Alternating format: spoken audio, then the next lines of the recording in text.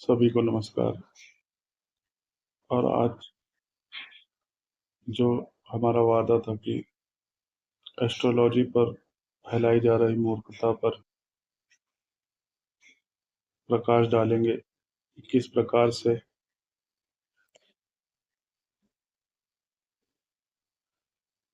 Social media पर अध्यात्म और सनातन के प्राचीन ज्ञान को मूर्खता और पाखंड बताया जा रहा है। और जैसा कि पहले इसका पहला भाग चैनल पर अपलोड हो चुका है, अब ध्रुव राठी द्वारा अगले भाग का विश्लेषण करते हैं कि इसमें क्या कहा जा रहा है। तो आइए सुनते हैं उनके द्वारा क्या कहा जा रहा है।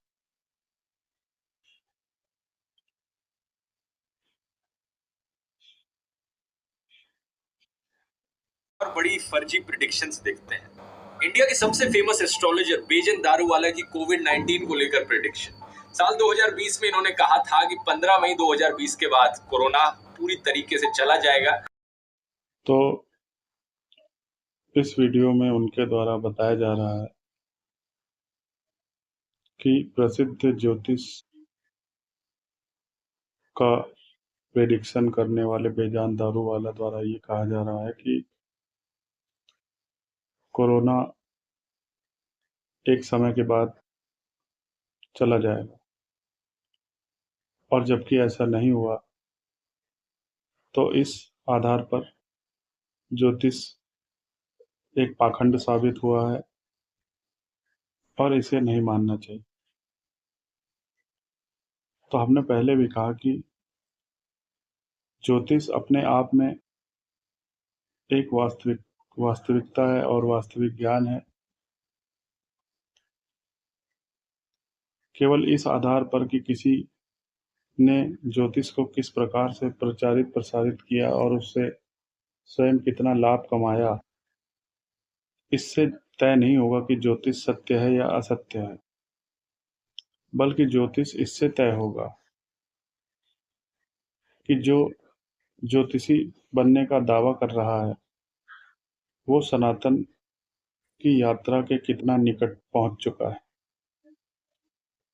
और उसी अनुसार वो ज्योतिष के बारे में विश्लेषण और गणनाएं करने में समर्थ होगा। तो जैसा कि इन्होंने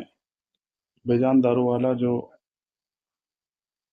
प्रेडिक्शन करते थे उनके द्वारा भविष्यवाणी जो गलत निकली, उसका आधार ये था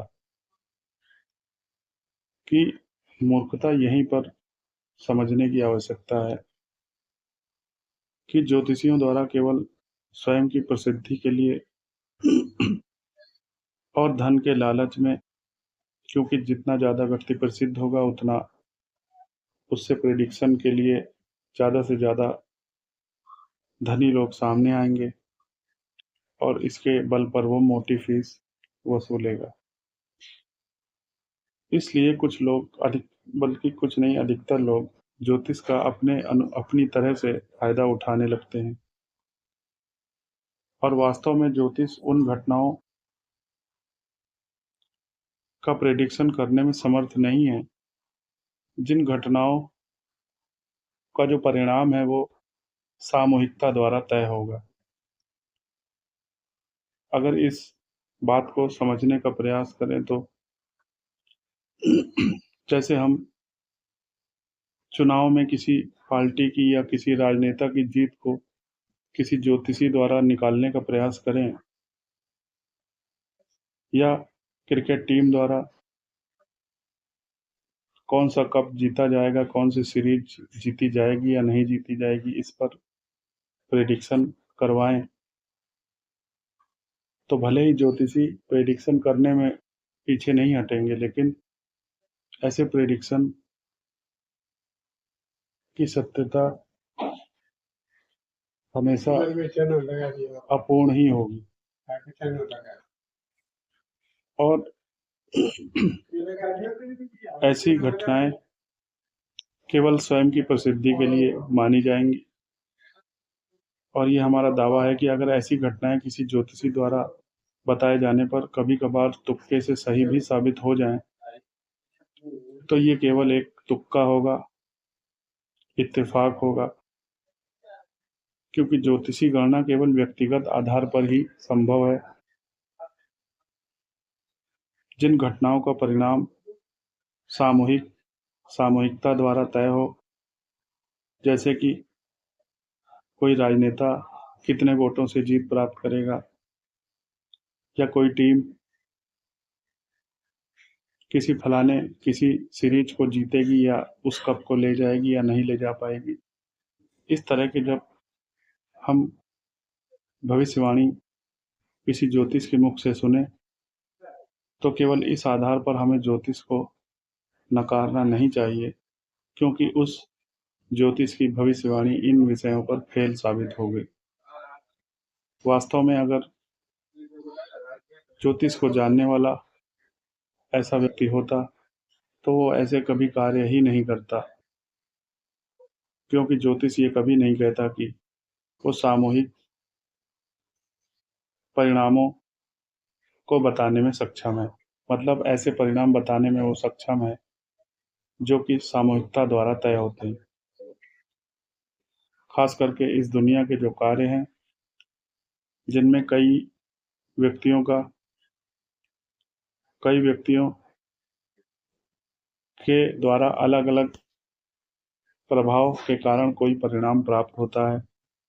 उसकी गणना ज्योतिष में संभव नहीं होती।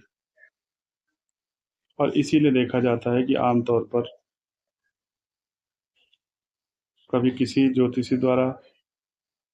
युद्ध की भविष्यवाणी कर दी जाती है कि फलाने देश में युद्ध होगा और ये समाप्त होगा, या किसी टीम के जीतने की भविष्यवाणी कर दी जाती है, वैसा नहीं दिखाई पड़ता। और जैसा कि